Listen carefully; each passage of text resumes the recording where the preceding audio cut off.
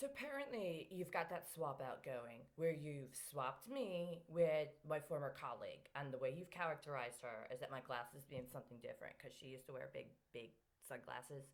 She used to say it has something to do with her culture when she came from, and I've got this particular kind of vocal inflection, and I'm sure if I laughed, I would laugh like her. It's so strange. Sometimes when I laugh in a way that sounds exactly like her.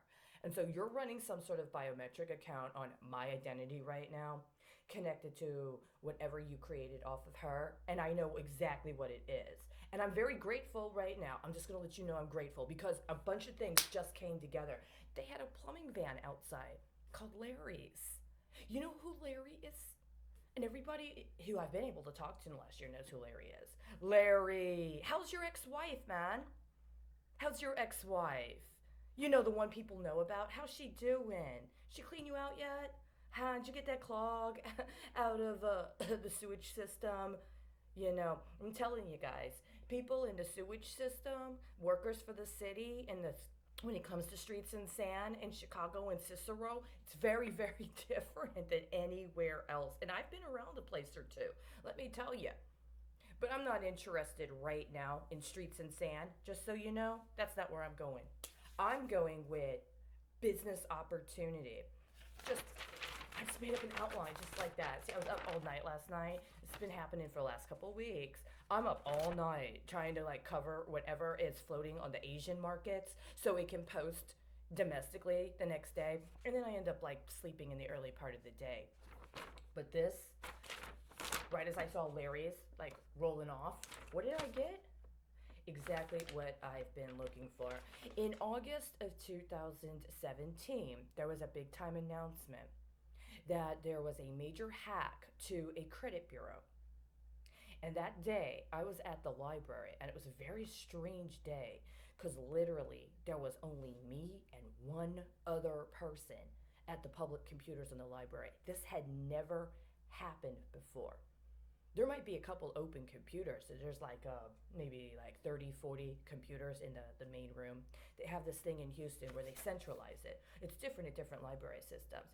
But at Houston, you've got one computer to check in unless you've got your own card, and then it's different.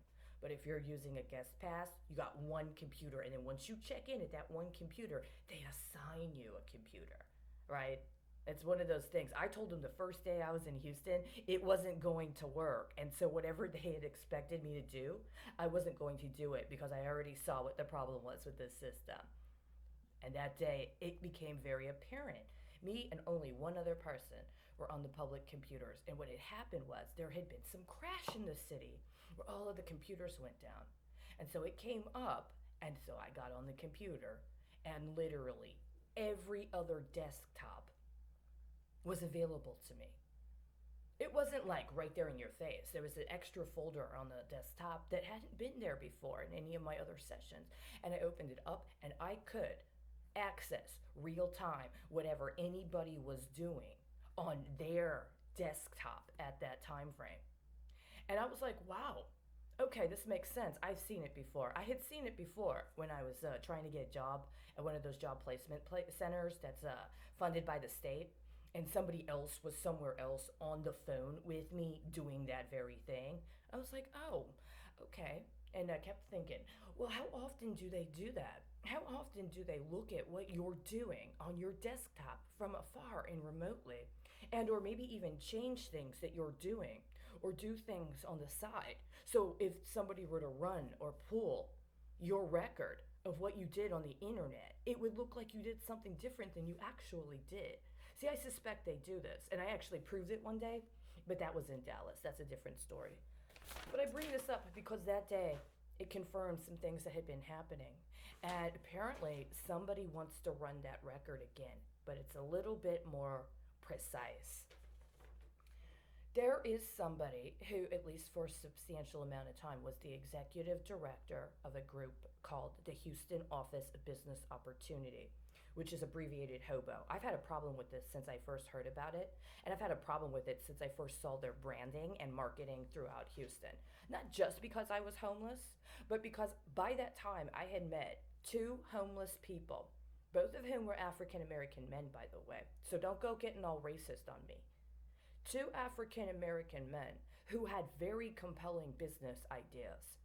And then they went and talked to somebody that was in some sort of social service provider role about their idea. And that person was like, yeah, you did a great idea. That's a great idea. And it hooked them up with somebody in the city or somebody in the county to talk to. And they never heard back from anybody. Sometimes it was for over a year or two. But they were concerned because they had seen elements of their business plan showing up in other areas. This was before I even heard about this specific program Hobo had. And it wasn't until after I got the phone call while I was on site in the library that caused my computer to shut down and crash so that what I was working on as a legal document was lost and I had to redo it, that I understood how perilous it can be to try to promote your small business idea. See, I had already had my experience at Baker Ripley, but that day it was Baker Botts. Because Baker Botts was the lawyer and the law firm that was helping to move a major deal connected to a $500 million investment in what was alleged to be an energy grid. And for whatever reason, when I was trying to go to Hobo's website, the first thing that they had up that day was how happy they were and their excitement about this $500 million deal concerning the energy infrastructure grid. Now, the ironic thing is the first time I read it, I thought it had a different lawyer on there, and I had never heard of these lawyers before. But then after I got that phone call, and they told me, yes, we will set you up for an appointment with the pro bono lawyers we have in order to do your business idea. And then they were discussing that law firm. I was like, oh, that's the one that I just saw in the article on your website. I didn't say this out loud. Okay, and so I was like, so they do cross advertising. Okay, whatever. I show up that day to go to the pro bono lawyer. I have to walk through a metal detector. I ask because I'm crazy this way. I ask, do you guys is there any sort of electromagnetic interference that impacts genetic information with this metal detector? I just asked it. They're like, no, of course not. I'm like, okay, sure. So I go through the metal detector. I get upstairs. I get into the lobby. They got me scheduled for the wrong time. And I'm like, no, actually, I'm early. Okay, I'll sit here in the lobby. And while I'm in there in the lobby, they have on TV the live proceeding before the Houston City Council. And it's some sort of committee meeting where the director of the Department of Public Health is there with the executive director of some nonprofit organization. And they're talking about this corner store infrastructure program, which is supposed to be about helping people on food stamps get better food options. And I'm sitting there and I'm watching this director of public health for Harris County talk to the mayor pro tem, who, by the way, has the same last name as a Trump attorney that's just gotten out of jail, and also has the same last name as a supervisor for San Francisco's Board of Supervisors. And she's sitting there talking to her about how it would be a lot easier for us to do this if we could get access to those resources you guys on the city council are able to get a hold of. And then the mayor pro tem is like, wait, I don't know how people get these ideas about these sort of things. But in the pitch this woman is dealing with, specifically what she's asking for is a revolving loan. And I'm sitting there and I'm like, wait a second, is she talking about me? And then I'm here and I'm in the office, the Hobo office, and they told me my appointment was for the time she's doing this testimony, or she's doing this pitch for the mayor pro tem. They knew what time my appointment was. There was nobody else there for that kind of information. Nobody else was there for a pro bono legal consultation. Part 1.